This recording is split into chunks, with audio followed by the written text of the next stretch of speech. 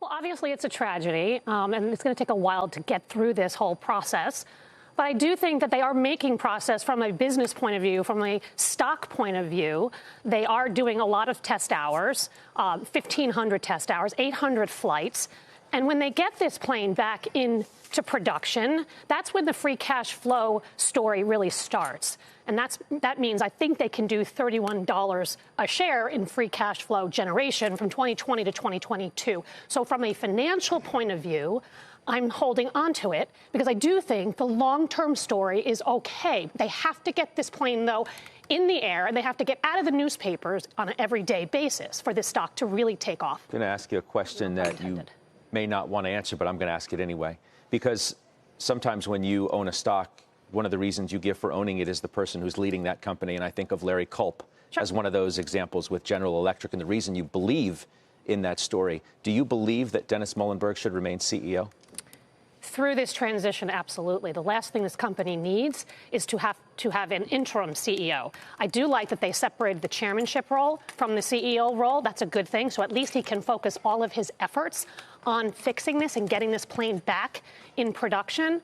Afterwards, I don't know. I actually don't give him a C. I didn't give him a C. I give him a B. I really think it's tough to go in front of Congress, right, with all these questions. And they're firing, and they have right to do so. But, I mean, it's a tough you're in a kind of a lose-lose situation, I think. Yeah, some would say maybe he brought that on himself by his actions from the time of these crashes until today. It wasn't exactly the most forthcoming or public CEO that we've seen in an instance where maybe he should have been. I think in the beginning he didn't do a good job. I think you're right on that. But I think over the last quarter or two, I think he actually has. And in fact, I thought he did a pretty decent job on this last conference call when they reported earnings in terms of giving more information and being more forthcoming and being more humble, right? So obviously he should have done it earlier on, but he's doing it now. Let's get this job done. Let's fix it and let's move on. Okay. So the remarkable thing about this story, from an investment standpoint, is the fact that shares are up year to date. You could easily see an instance where, given all that's gone on around this company, the crashes, the terrible tragedy around that is one thing. The other part of this story, the what did they know and when did they know it sort of thing, you could easily see this from a stock perspective being destructive. And it hasn't been as much as you may think. But yet nobody owns the stock other than Steph, and I'm wondering why. Well, Steph, I think, has much more of a longer-term perspective in her investments, and I think it aligns correctly here with Boeing, because this is a free cash flow generation story, and that will return once again. There will be delays. Will there be a response, a legislative response to what we're hearing today? Will there be fixes that will be mandated from Congress, from the Senate? That'll delay the process, and that potentially pushes outside of the fourth quarter the return.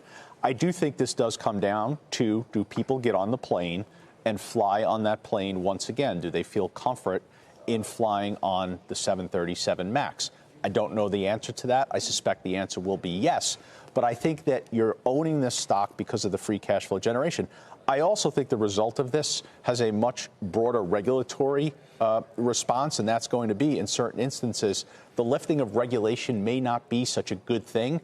We've loosened regulation dramatically in the aviation industry. We've taken away funding from oversight agencies, and I think it's proper after this to ask if that was the right direction to go and if we should be reversing that.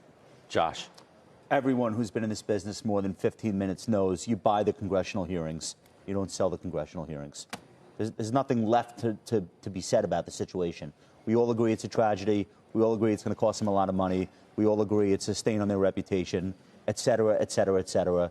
You buy when they're in front of Congress. The other issue is what we heard from Gary Kelly of Southwest last week. About the potential raising the issue about switching suppliers, maybe not all together, but at least bringing somebody else into the fold as well. Like who? Well, he was talking about the idea of maybe flipping over to Airbus. But the problem there, and John that'll take 10 years. Agreed. And that was what John's point when he was arguing back and forth last week with Phil was, hey, look, do you know what the backlog is there? It's absolutely extraordinary. So it sounds great. It sounds like, hey, we're doing all the right thing. But how do you actually implement that? And I think that's the difficulty. I think getting back to Boeing, though, once they can get through all of this, Scott, and obviously it's still going to take a little bit more time, but this is a name, and Steph's been great holding into this. When you really look at it, it's been banging around between a fairly tight range now for a while. Now, I kept thinking it was going to break back down to last year's December lows. Never happened.